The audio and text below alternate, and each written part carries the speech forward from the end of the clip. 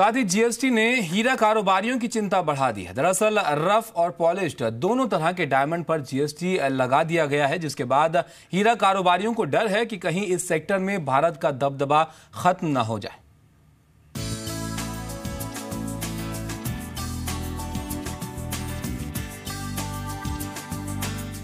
पूरी दुनिया में डायमंड कारोबार में भारत की तूती बोलती है। चीन भी भारत से सस्ते और अच्छे डायमंड पॉलिश नहीं कर पाता, लेकिन 1 जुलाई से लागू होने वाले जीएसटी ने देश के डायमंड कारोबारियों की चिंता बढ़ा दी है। अभी तक डायमंड पर कोई टैक्स नहीं हुआ करता था, लेकिन जीएसटी में हीरे के ऊपर 2 तरह के टैक्स लगा दिए गए हैं। रफ डायमंड पर 4.5% जीएसटी और पॉलिश्ड डायमंड पर 3% जीएसटी लगाया गया है, जबकि चीन, श्रीलंका, वियतनाम और थाईलैंड में रफ डायमंड पर कोई टैक्स नहीं है।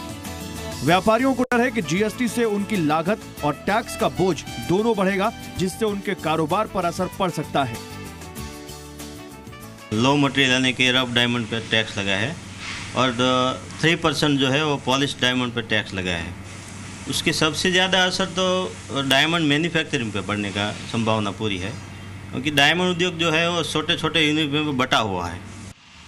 देश में सालाना करीब 2 लाख करोड़ रुपए का डायमंड कारोबार होता है। इसमें इंपोर्ट और एक्सपोर्ट शामिल है। अकेले भारत में हर महीने 5,000 करोड़ रुपए के पॉलिश्ड डायमंड्स की बिक्री होती है। देश भर में डायमंड ज्वेलरी के 5 लाख व्यापारी हैं और डायमंड पॉलिश करने के लिए 2 लाख से ज्यादा छोटी बड़ी यूनिट हैं, जो 45 लाख डायमंड कारीगरों को रोजगार देती हैं।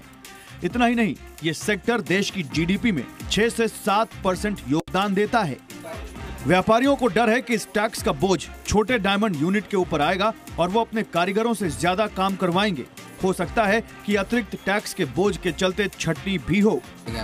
और अहमदाबाद में खाली 5 लाख कारीगर हैं, तो वो सब कारीगर की क्या हालत होगी वो देखने लायक होगी, क्योंकि हम तो बहुत छोटा सा यूनिट चलाते हैं, हमको बहुत दिक्कत होगी।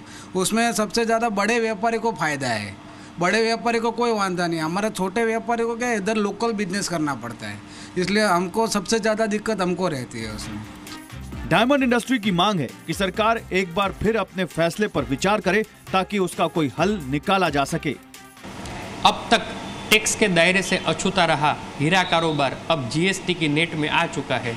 सरकार की मंशा काफ़ी अच्छी है कि ज़्यादा से ज़्यादा टैक्स लेकर देश की सेवा की जाए, लेकिन मेक इन इंडिया के तहत सरकार का जो प्रयास है कि सबसे ज़्यादा रोजगार का निर्माण हो, उस सपनों को कहीं ठेस न पहुँचे, ये भी देखना अब सरकार की जिम्मेदारी होगी।